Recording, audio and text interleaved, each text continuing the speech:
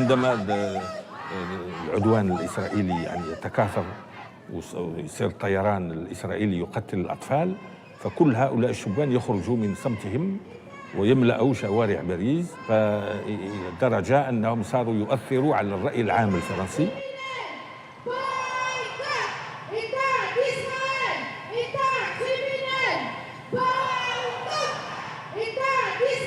خرجوا كل باش يقولوا ما نقدروش نقبلوا هذا التريتمون بور لا بوبولاسيون بالستينيين، ويعني عندهم الحق. C'est un crime de guerre qui a lieu à Gaza. Il n'y a pas d'autre mot, c'est un crime de guerre.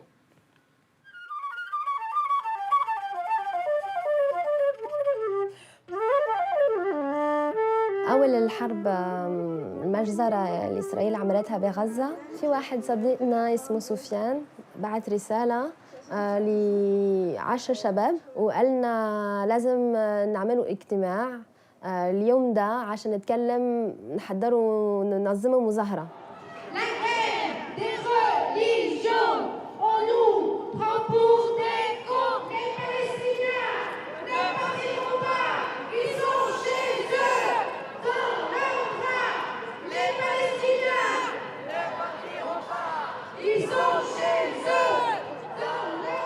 Globalement, je dirais, moyenne d'âge 20 ans. C'était une moyenne d'âge extrêmement jeune. Et justement, donc on va vous lancer un son de ce... Je ne crois pas qu'on puisse parler de repli communautaire, d'abord parce que les foules étaient extrêmement différentes. Il y avait des Français issus de l'immigration, mais il y avait aussi des Français de souche. Non, je crois qu'il y avait une réelle indignation devant une situation qui, effectivement, ne pouvait appeler que des protestations. La majorité, pas seulement des jeunes, mais beaucoup des jeunes, des quartiers populaires, se sont sentis, se sont identifiés en quelque sorte à ces personnes qui étaient victimes d'injustice. On traduit ici pour vous, pour nous tous ici en France, afin qu'on comprenne clairement ce que la résistance palestinienne veut faire ici. بعلاقتهم مع فلسطين، مع القضية الفلسطينية، عم يعيدوا تشكيل هويتهم، وهي عم بتشكل لهم عنصر رئيسي في تحديد هويتهم أمام المجتمع اللي عم يرفضهم.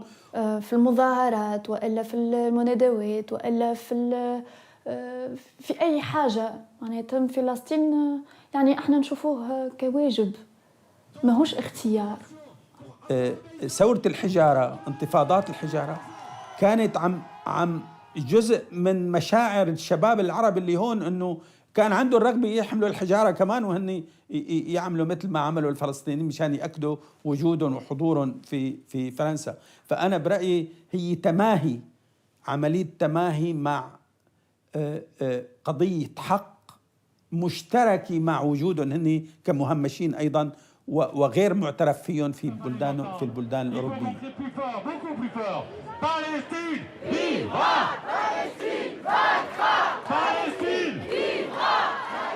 وغالبية الشبان هذو ما عندهمش انتماء سياسي لا في الأحزاب ولا في الجمعيات، ولكن متضامنين مع القضية الفلسطينية، وهذا يعتبر رد على الخطاب الدعائي الذي يأتي من فينكا كرولت وبرنارو ليفي وكلوكسمان اللي يريدوا نسيان أقدم الأزمات في الشرق الأوسط اللي هي القضية الفلسطينية، ويتكلموا إلا على الأصولية والإرهاب والإسلاميين والآن داعش، فهؤلاء يذكروا بأقدمية القضية الفلسطينية.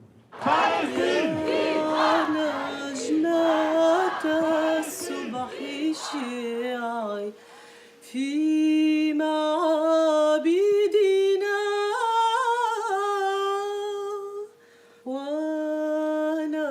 ونوري عقلنا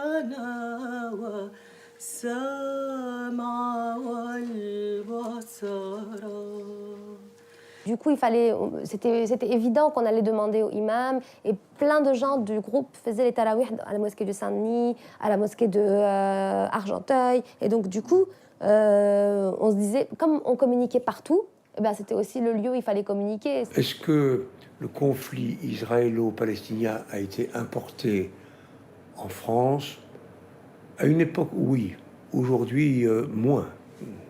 Trop de gens en France ou dans le monde, sont indifférents à l'égard de la Palestine.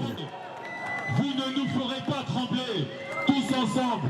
Nous sommes prêts à aller jusqu'au bout quand le peuple palestinien montre un exemple extraordinaire de dignité.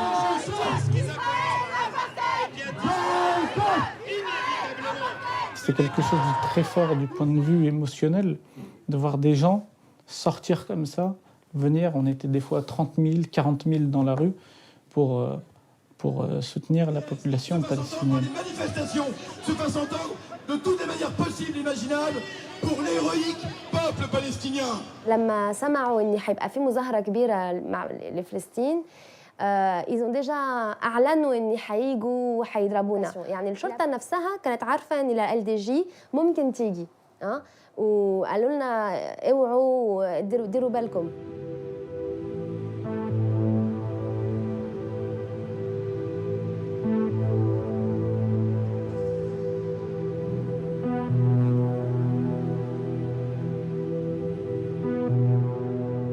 Ils m'ont agressée physiquement dans la rue. Ouais. J'ai porté plainte, mais je ne suis pas la seule. Il y a d'autres militants pro-palestiniens qui ont été agressés par la LDJ et on espère un procès prochain. Mais maintenant, il faut savoir que la LDJ est protégée. C'est-à-dire qu'en fait, on ne peut pas imaginer que des gens vivant dans les quartiers populaires puissent agir comme la LDJ. Ils auraient été neutralisés depuis longtemps. Ils sont venus et ils ont commencé à provoquer les jeunes, كانوا بيرموا مش عارف ايه des pierres, des chaises, etc.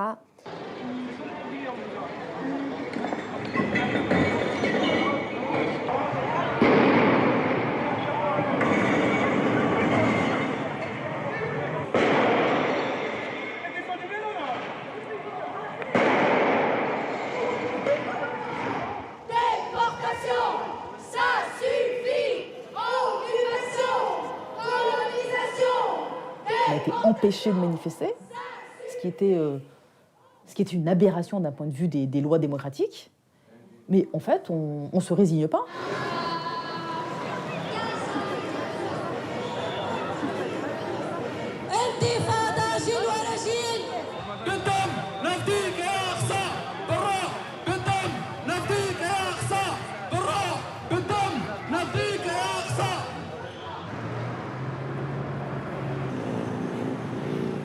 Ce qui a été, je crois, une préoccupation à l'époque, c'est une préoccupation, je dirais, de sécurité.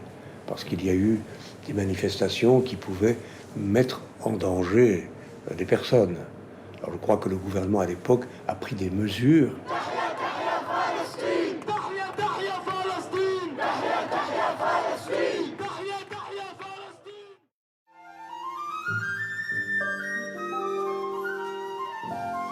Quand, au moment de Gaza, j'ai fait mon adresse publique à François Hollande, « Monsieur le Président, vous égarez la France » en prenant la défense de ces manifestants, en m'étonnant de l'attitude dans les premiers jours de l'agression israélienne à Gaza du gouvernement français qui s'était montré du côté aveuglement, du côté des gouvernants de l'État d'Israël. Aussi bien socialistes, communistes, etc. Mais il se trouve que le pouvoir politique français, de gauche, de plus en plus, s'est aligné sur la politique israélienne.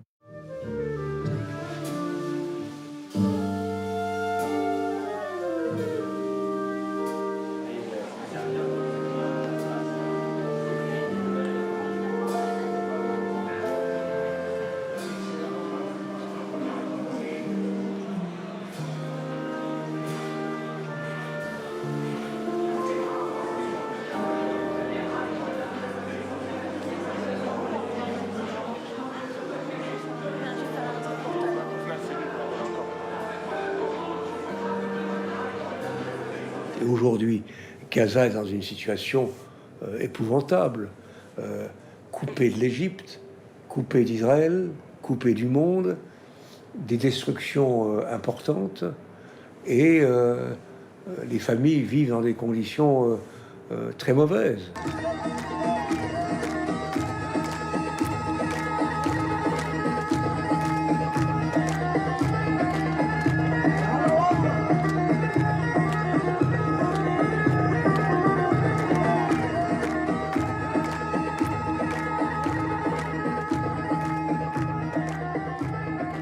C'est vrai qu'aujourd'hui, nous sommes des centaines de milliers à nous mobiliser pour la Palestine.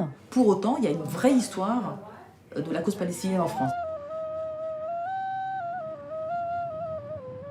لأجلك يا مدينة الصلاة أصلي لأجلك يا بهية المساكن يا زهرة المدائن يا قدس يا قدس يا مدينة الصلاة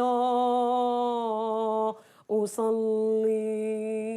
ولا أمي ولا أبويا ناشطين أو أي حاجة، هم يعني ناس جاوا واشتغلوا بفرنسا، بس يعني عندنا كلنا الوعي إنه فلسطين دي حاجة مهمة جدا والقضية الأساسية، يعني القضية الأساسية لأي عائلة عربية.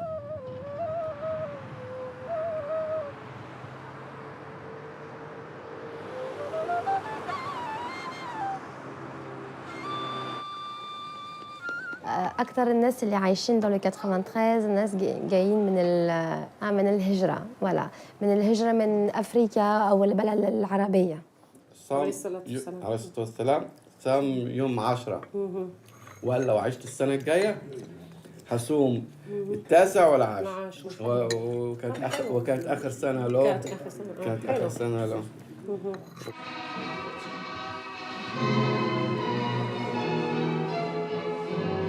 Article 213, les époux assurent ensemble la direction morale et matérielle de la famille. Ma mère, كي ربتني قالت لي حاجة توجور تقعد في راسي. قالت لي قبل الأمة إسلامية كان الأمة إنسانية. Avec ce qui se passe en Palestine, c'est que ça me ramène à ce que j'ai de plus humain. Quand je défends la Palestine, je le fais même pas parce que je suis musulman ou parce que j'ai des origines arabes. Je sais c'est quoi la colonisation. Notre ville jumelle actuellement, Béjala, elle est en train de se faire coloniser, la vallée de Crémison. Et c'est quelque chose sur lequel il faut se battre.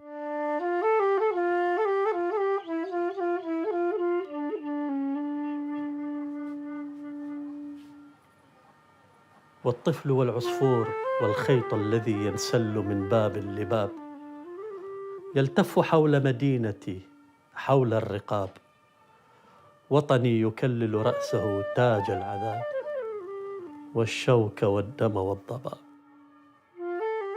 اسمي هلال محمد حسين العبيدي، ولدت في بغداد عام 1961 في منطقة شعبية.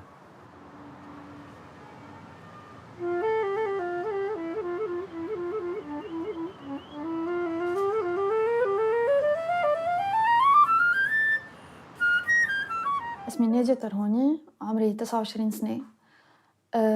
عشت بين تونس وباريس حتى ل7 سنين عشت في باريس، ومن بعد في 91 عام 1991 بابا قرر باش يرجع يعيش في تونس، وبعد ذلك جيت لفرنسا. Je suis une fille d'immigrés algériens. Mes parents sont algériens et moi-même je suis algérienne puisque je suis née en Algérie. Je suis venue en France, j'avais 6 mois. من زمان كتير أنا مع القضية الفلسطينية، ومن زمان كتير عم بروح مظاهرات، وأول مظاهرات عملتهم بفرنسا ما كنت صغيرة، كان عمري 12 سنة، كانت أمي تاخدني معها على المظاهرات عشان غزة وعشان فلسطين.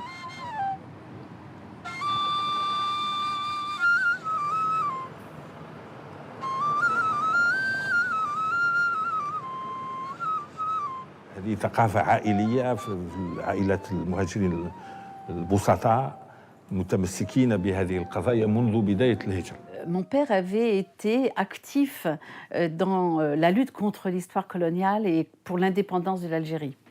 Et donc, quelque part, il nous a transmis cette volonté du peuple libre. Palestine vaincra! Palestine vivra! Palestine vaincra! Palestine vivra! On pourrait croire qu'on s'identifiait que parce qu'on est des musulmans, on est des arabes, etc., etc. C'est vrai. Mais on s'identifie également parce qu'on vient de l'histoire coloniale. On vient de l'histoire coloniale.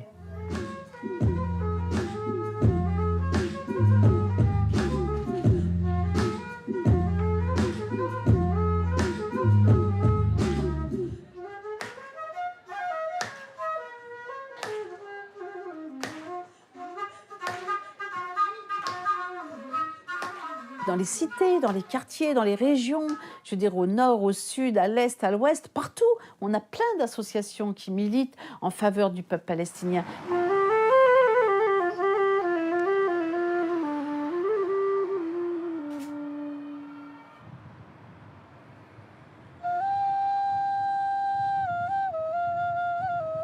رحت على الضفة الغربية نابلوز وبيت لحم ومخيمات زي مخيم دايشة رحت بالخليل الوضع هناك كتير صعب الخليل يعني ورحت على المخيم بلاطة جنب نابلوز قابلنا مع الفلسطينيين هناك وشفنا بعيوننا اللي بيحصل يعني أنا كنت عارفة كل ده بس لما بتشوف ولما بتعيش مع الفلسطينيين يعني بيحصل ça se marque à vie. Cette photo a été faite à la Mokata.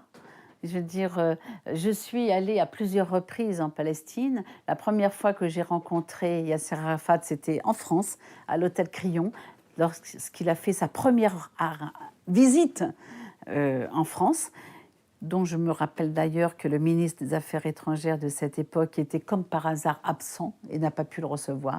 Je l'ai accueilli au nom du gouvernement français et du président français, ici, à Lima, en 1990.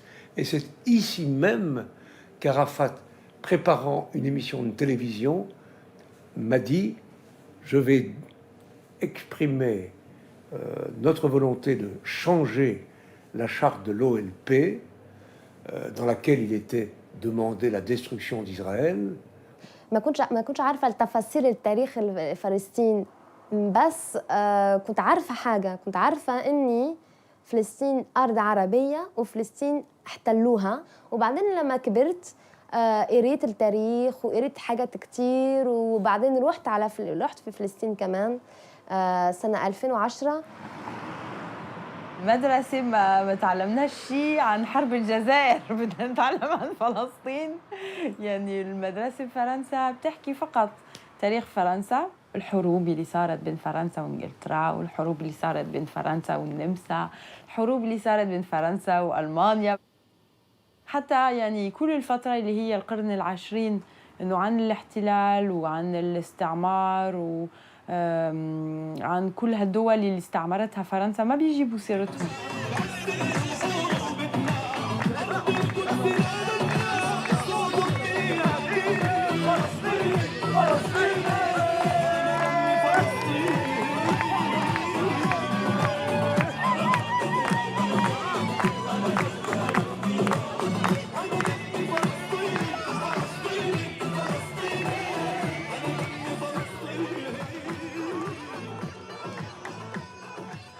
Il y a eu certains dérapages, sans doute, vers 2003, à l'occasion des manifestations. Et encore, ils ont été très réduits. On n'a jamais crié mort aux Juifs, c'est un fait. Mais on a eu parfois des gens qui ont eu tendance à assimiler les Juifs, tous les Juifs aux sionistes. Pourquoi? Parce qu'ils avaient en face un CRIF, par exemple, qui ne cesse de dire « mais tous les Juifs sont aux côtés d'Israël ». L'antisémitisme, ça existe. L'antisémitisme, ça existe. Malheureusement, ça existe. L'anti-islamique aussi. L'anti-arabisme aussi. Et je suis contre toutes ces formes de racisme. دايما لما في حاجة تضامن مع فلسطين بيجي ويقول لنا انتوا antisémites ضد اليهود. Nous tenons à votre disposition d'ailleurs une liste des entreprises israéliennes à boycotter. Les désinvestissements. Nous exigeons des entreprises françaises, partenaires d'entreprises israéliennes, de mettre fin à ces partenariats. Et bien sûr, moi-même, j'ai été à 3 reprises, on va dire, mise en examen pour antisémitisme parce que j'étais solidaire et que je menais des actions de boycott dans les différents magasins en France. Mais j'ai gagné tous mes procès.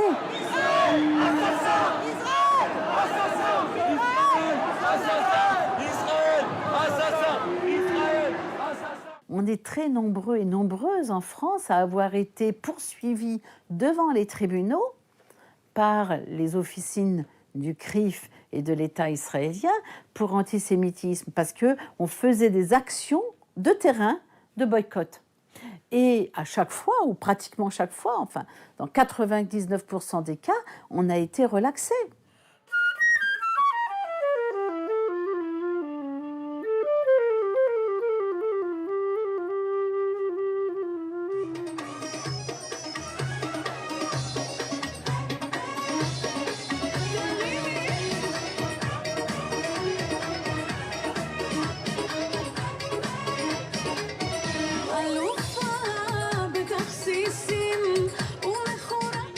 Et on n'arrive pas à comprendre comment on peut aller danser avec ce que subissent actuellement les Palestiniens, avec surtout Gaza, qui est toujours sous un blocus totalement illégal. Alors la mairie de Paris se défend en disant qu'il s'agit d'un partenariat avec la ville de Tel Aviv. Comme si Tel Aviv, capitale d'Israël, n'était pas Israël aussi. Et on nous dit, la ville progressiste, les élus et les habitants progressistes de Tel Aviv.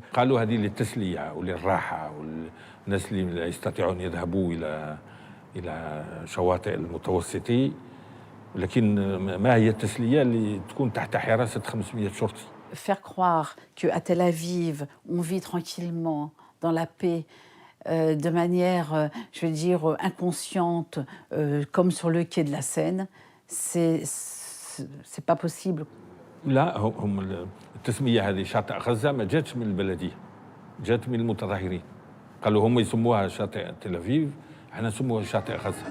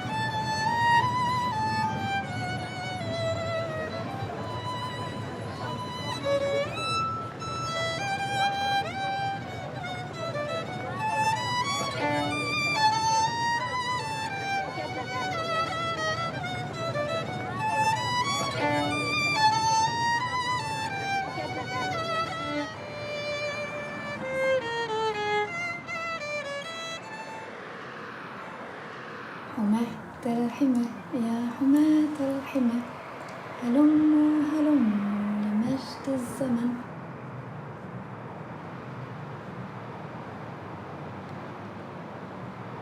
خدمتي ممرضة وقتها نخدم ووليت نبكي قدام المريض متاعي وقال لي شفما معناها في تلفزة المريض متاعي سمعت بالخبر وليت نبكي قدامه يا اخي قال لي شنو شفما قلت له راهو بن عليه رب.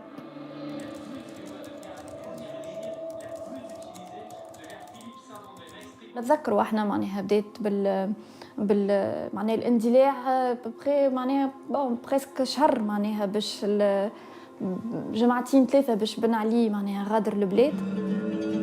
أمهلون قليلا نودعكم بما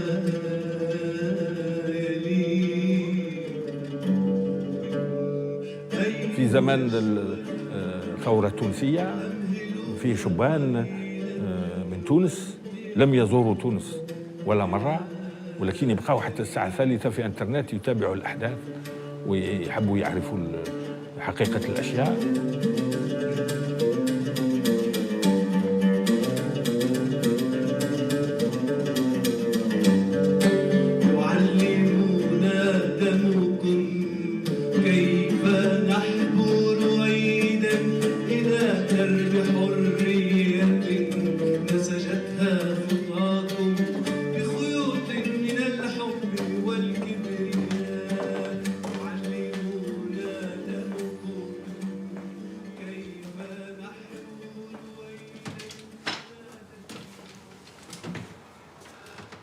أمثلة في التاريخ الحديث كنت خائفا من بلقنة العراق وتفتيته إلى دول مع هذه الحرب الطائفية.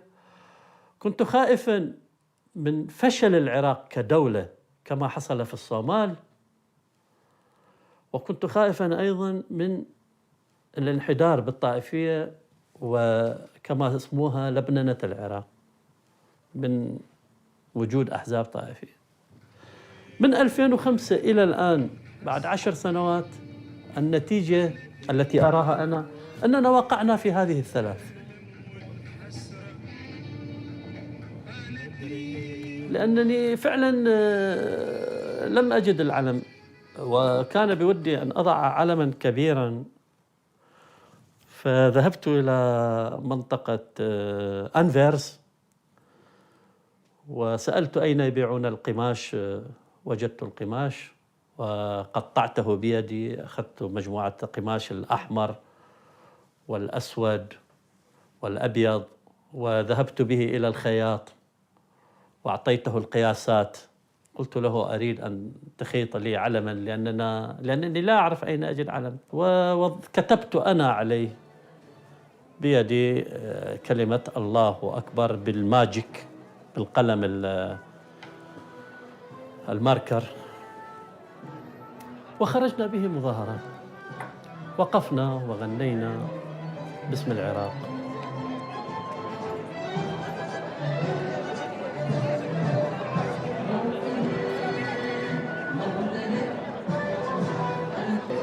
اللي فاق بالفقر بعد الثورة يعني اللي هو ما كانش يحب يشوف، واللي فاق بالحقرة بعد الثورة يعني اللي هو ما كانش معناها يحب يشوفها. En fait, on est tous sortis dans la rue, hein, toute la jeunesse, une grande partie de la jeunesse, alors évidemment tunisienne, mais une partie de la jeunesse des quartiers est vraiment sortie dans la rue, participer d'une certaine manière à la révolution arabe.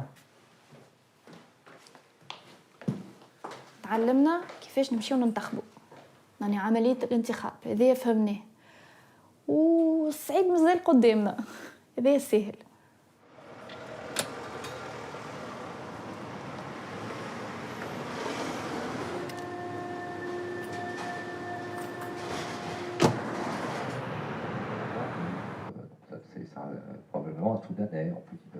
كان من المهم متاع جمعية يونيتي أن نجربوا نلموا فيها ناس يكونوا مختلفين سياسيا. كنا نشوفوا الجمعية الأكثرية متاع الناس اللي في وسطها يتقاربوا سياسيا، والتشالنج نجم نقولوا متاع الثورات العربية أن نخليوا العباد تتعلم تخدم مع بعضها.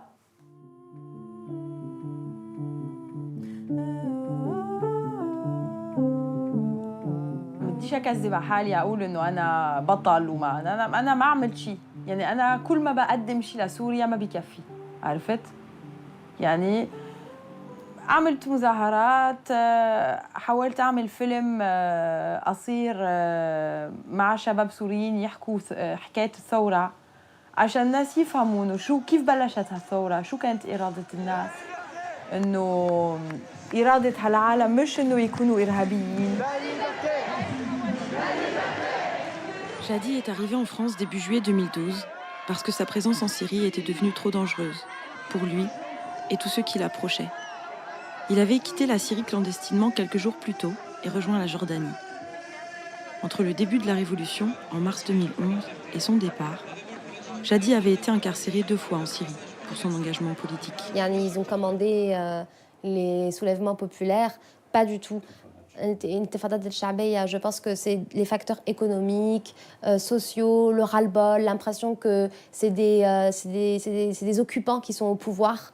Tout ça, c'est vrai, et le peuple s'est vraiment soulevé contre tout ça. Ensuite, il y a peut-être eu dans des pays des interventions étrangères, mais c'est normal, c'est pas un complot. C'est juste qu'on est quand même dans le monde arabe. Le Moyen-Orient, c'est c'est l'endroit où il y a le plus de gisements de gaz, de gisements de pétrole. إنه الواحد يعيش في سلام حاجة معناها ما نجموش اليوم معناها ننكروها.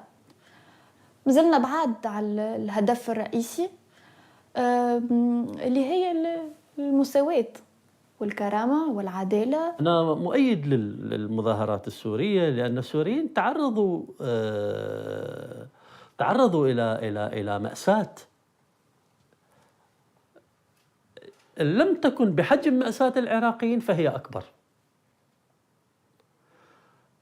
فأنا عندما يخرج السوريون مظاهرات أخرج معهم، وخرجت مع الفلسطينيين أيضا، وخرجت مع التونسيين عندما طلبوا التغيير. Parce qu'en fait, toutes les manifestations en dehors de la Palestine, que ce soit la Libye, que ce soit le Yémen, que ce soit la Syrie, c'est vrai qu'on ne nous a pas beaucoup entendus parce qu'on n'arrive pas à avoir, si vous voulez, une analyse globale de ce qui se passe là-bas.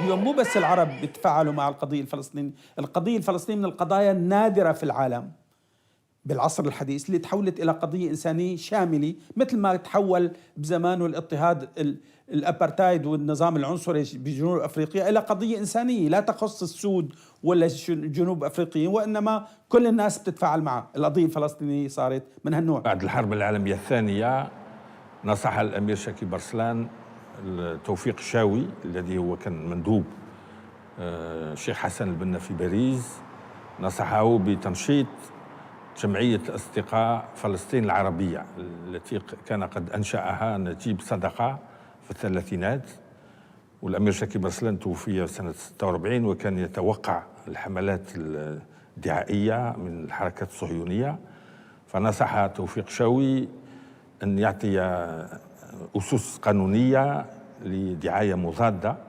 ففعل ونشط جمعية أصدقاء فلسطين العربية بمساعدة كثير من العمال الجزائريين الملتزمين آنذاك. لكن ثورات الربيع العربي ما وصلت لأنه تكون قضية إنسانية، وخاصة أنه يعني وقفت ضدها أجهزة إعلام كثيرة كمان غربية وعربية.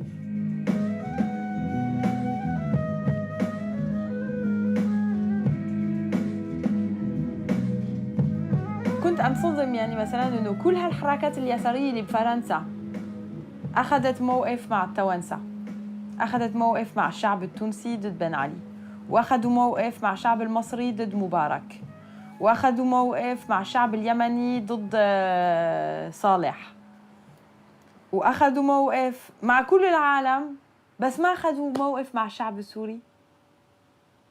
طب ليش يا جماعة؟ طب ليش هذا الشعب السوري أرخص من غيره يعني؟ Moi, je ne suis pas là pour dire que Bachar el-Assad est un gentil. Je pense juste que les relations internationales, c'est plus complexe qu'on peut s'y attendre. Et maintenant, aujourd'hui, on nous dit, ben non, c'est Daesh. هلا بحكي ببداية الثورة، يعني أول 6 شهور أول سنة كانت الناس تنزل على مظاهرات سلمية، كان النظام يبعث لهم قناصين. لما تسلحوا العالم عشان يدافعوا عن حالهم ما عادش قدروا القناصين يوصلوا، بعثوا الدبابات، بعدين صاروا يقصفوا بالطيارات.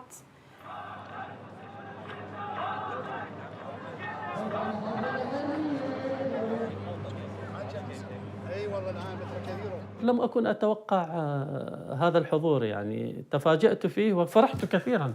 تقريبا 20 شخص، 22 شخص. فرحت كثيرا لأنني أذكر في عام 2013 خرجت وحدي، وقفت وحدي لمدة 3 ساعات بالعلم، وكان معي شخص واحد فقط، ورجعنا. عملت مظاهرة لوحدي ورجعت، رغم أني جلبت السماعات ووضعت أغاني وطنية وكنت مستمتعا. في هذا الألم طبعا أنه أنت عم بتشوف شعب جبار عم بيموت، وفوق هذا الألم تشوف أنه أنت هون كل الناس اللي أنت معتمد عليهم بشكل عام بآرائهم السياسية، اللي هن الحزب الشيوعي مثلا أو حزب اليسار، كل هالأحزاب، منظمات، كثير منظمات أنت بتتوقع أنه هدول أول ناس ياخذوا موقف مع السوريين. ما في شك انه الثوره كمان شوشت اراء ناس كثيرين، يعني في ناس فهموا الثوره مؤامره، وفي ناس فهموا الثوره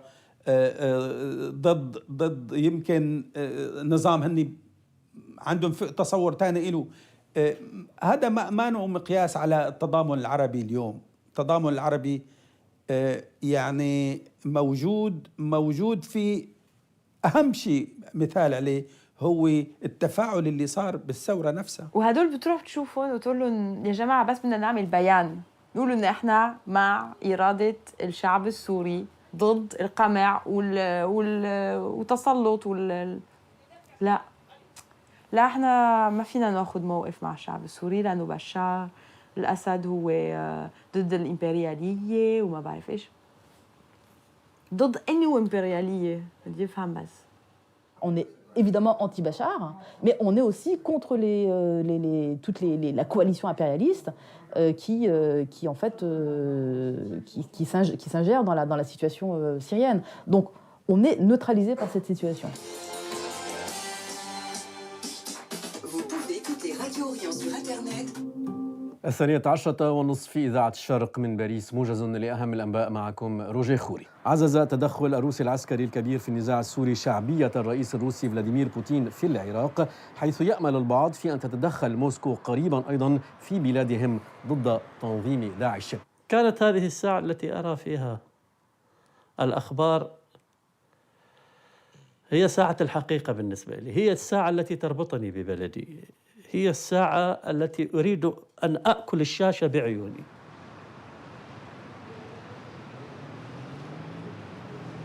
الثورات العربية خليت مسألة الهوية تتقوى. بالطبيعة الهوية هي حاجة صعبة. حسيت فعلا أنه أنا بنتمي لسوريا لما بلشت الثورة بسوريا. لما بلشت الثورة بسوريا يعني فرحت وحسيت حالي أنا فخورة. إني أرى عبر المذابح والخراب قاع البحيرة والسنابل والربيع على الهضاب، وأرى الذئاب على طريق الشمس تفترس الذئاب، وأراك يا بغداد شامخة القباب. في عام 1995 اشتد الحصار الظالم على العراق كثيرا، وكنت أرى بعيني الأطفال كيف يموتون في المستشفيات من نقص الغذاء، من نقص الدواء. كان كل شيء تقريبا يوحي بخطر قادم وشيك.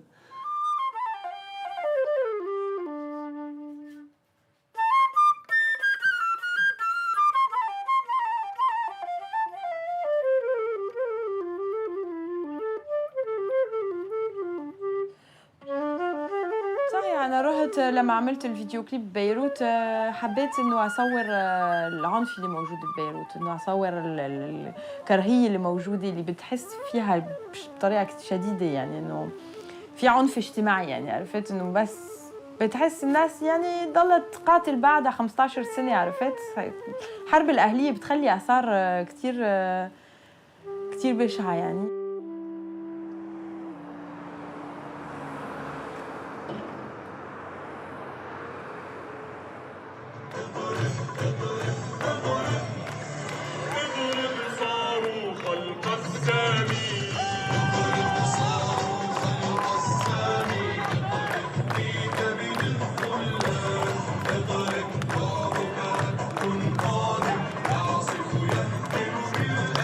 Drapeau israélien. Qu'on puisse avoir un attachement sentimental, je le comprends très bien, ou un attachement culturel, je le comprends.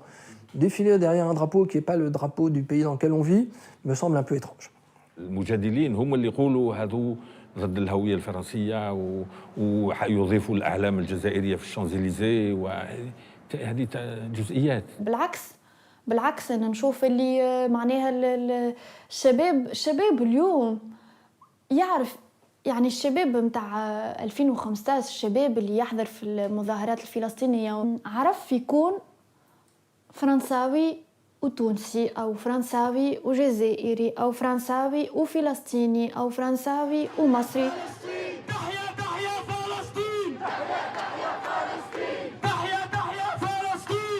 Je pense que ces jeunes, et je pense que c'est une bonne chose, ces jeunes, justement, en mettant les drapeaux des pays d'origine de leurs parents, disent une chose, ils disent « nous ne voulons pas nous enfermer dans une identité nationale ».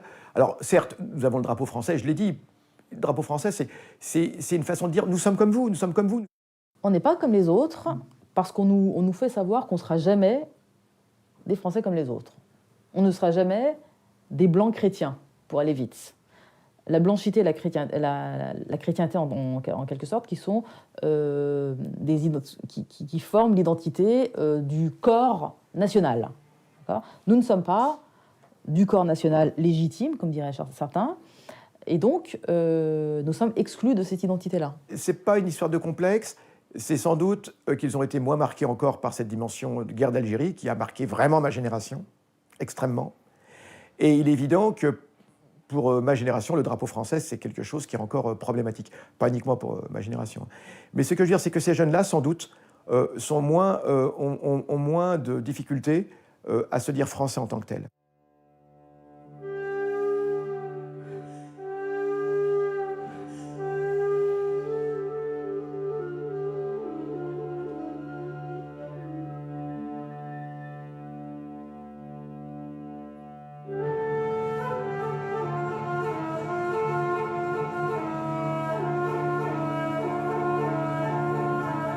أنا فرنساوي وأنت أصلك، وكمان بنفس الوقت فيكش تقول إنه أنا عربي وأنت ما عارف شيء عن العرب. نفسياً الواحد بيضيع، بيعرف شو حاله. أنا مش فرنساوي كاملاً، يعني أنا فرنساوي بس مش بس، تمام؟ وما فيني أقول إنه أنا فرنساوي فقط وأنت أصلي، وبنفس الوقت ما فيني أقول إنه أنا عربي رغم إن أنا ما بعرف شو العرب. فطبعاً يعني أنت هون بحالتين، يا بتسافر عشان تعرف مين العرب، يا بتاخذ الهوية اللي هون الناس بيقولوا لك هي هويتك.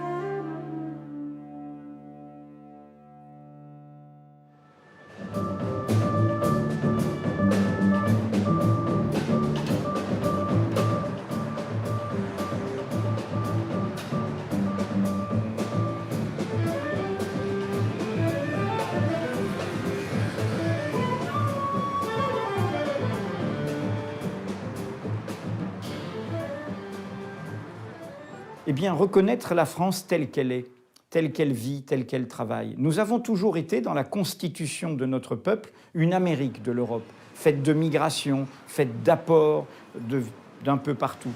Et donc aujourd'hui, la France est un pays multiculturel. Elle doit non seulement l'accepter, mais le revendiquer, car c'est une force. Nous sommes faits de toutes sortes de cultures diverses. L'identité française, c'est nous aussi. Nous aussi, on participe à la norme identitaire.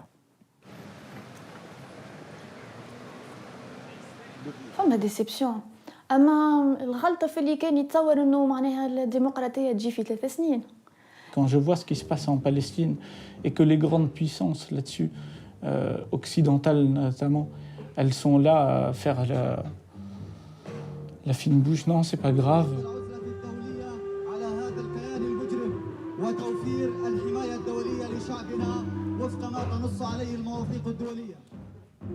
Aujourd'hui, eh ben, il y a toutes les générations qui viennent après, malgré l'intimidation, malgré les pressions, malgré des accusations d'antisémitisme, il n'y a rien à faire, on est toujours là dans la rue. La Palestine, أكثر من أي بلد في العالم، أكثر من بلد يعني أكثر من الجزائر أو مصر. فلسطين c'est قلبنا يعني، قلبنا وقلبنا محتل.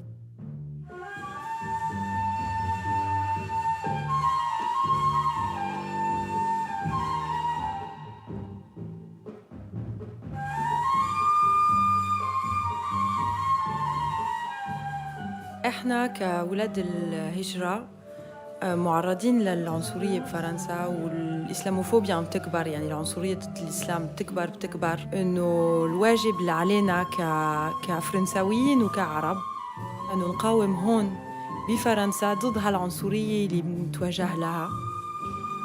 هلا بتشوف شباب فرنساويين مسلمين بيروحوا على سوريا عشان يكونوا دولة داعش وبيقطعوا روس السوريين وبيقطعوا روس العالم. يعني احنا حتى لو احنا معرضين للعنصرية، هذا ما بيحق لنا نحن نكون ظالمين. Mon alarme, c'est attention. Aujourd'hui, dans les médias, dans les télévisions, dans les librairies, il y a des discours qui s'installent tranquillement et qui, derrière le mot islam, derrière le mot musulman, prennent en bloc toute une population qu'ils assimilent à un danger au point de faire le lit d'une idéologie meurtrière. Et cela commence à s'écrire en France, qui est de les mettre dehors, de les faire partir. Mais j'ai confiance et je pense qu'à un moment donné, on finira par voir la lumière. Et la lumière, eh bien, c'est le peuple qui décidera, qui prendra en main son destin. كيف بدنا نقيم اليوم من جديد ناخذ الدرس العبرة أهمية الثورة أنه ما ممكن يقوم نظام على العنف فقط وعلى القهر وعلى السجون وعلى المعتقلات وعلى التهميش وكيف ممكن نبني نظام يشعر الفرد بكرامته وحريته. هاي كانت مطالب الشعب بالعدالة بالمساواة بالأمن. هذه آخر فرصة لنا ولازم الحق ينتصر. لازم الحق ينتصر. لازم الحق ينتصر.